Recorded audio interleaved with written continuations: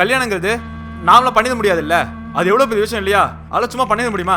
Sir நீங்க ஏன் sir கவலைப்படுறீங்க? அதுக்கு தானே சார் நான் இருக்கேன். இதை பாருங்க, டோட்டல் பிளானுமே பக்காவா போட்டு கொண்டு வந்திருக்கேன். இதுல நீங்க செலக்ட் பண்ணிட்டீங்கன்னா போதும், மீதியெல்லாம் நான் எக்ஸிக்யூட் பண்ணிடுவேன். ஓகே சார், உங்களுக்கு இது இன்னும் ஃபுல்லா புரியலன்னு நினைக்கிறேன். கூடிய சீக்கிரம் நான் ஒரு அப்டேட்டோட வரேன். அண்ணனா கண்டிப்பா டிஜே வைக்கணும்னா, அதுவும் எல்இடி ஃப்ளோரோட. ஓகேம்மா, டன். டே இங்க பாரு, அவங்ககிட்ட தெளிவா சொல்லிடு. டிஜே வைக்கிறது முக்கியம் இல்லை மச்சான், ஒவ்வொரு மூமெண்ட்டுக்கும் அவன் பாட்டு போட்டுட்டே இருக்கணும். உதாரணத்துக்கு கையை பிடிச்சா பாட்டு, பொட்டு வச்சா பாட்டு, நாங்கள் 2 பேரும் பார்த்துக்கிட்டா பாட்டு, தாலி கட்டினா பாட்டு, இந்த மாதிரி ஒவ்வொரு மூமெண்ட்டுக்கும் அவன் கரெக்டாக பாட்டு போட்டுட்டே இருக்கணும்டா. ஆமாம்மா, மாப்பிள்ளை சொன்ன மாதிரியே டிஜே ரொம்ப முக்கியம். ஏன்னா கோயில் திருவிழாலே இப்போ டிஜே போடுறானுங்க. என் குலசாமி ஒரே ஒரு பொண்ணு, கண்டிப்பாக டிஜே போட்டவனும் இல்லையா? என்ன வச்சிடலாம்ல? வச்சிடலாம் சார்.